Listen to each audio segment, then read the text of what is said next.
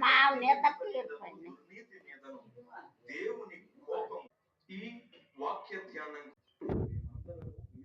ఒకడు వాళ్ళ ఒకడు తీసుకున్నా ఏమి అక్కడికి వెళ్ళాడు అక్కడ చేతికొచ్చిందా దుర్నీతి చేత సత్యమును భక్తిహీనత మీద సత్యాన్ని అడ్డగిస్తున్నారు. దుర్నీతి అంటే సత్యము అంటే యేసు.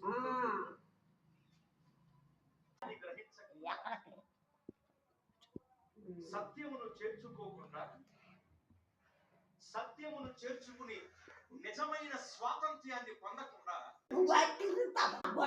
వినంతని వేగిరపడక వివరింపదగును నిజము తెలిసిన మనుషుడిపో నీతి పరుడు విలోసమతి అని ఒక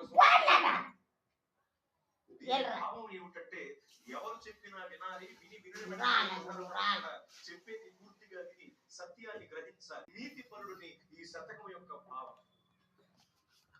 సత్యం కలుగుతుందా? ఎంత గొప్ప విషయం చూడండి.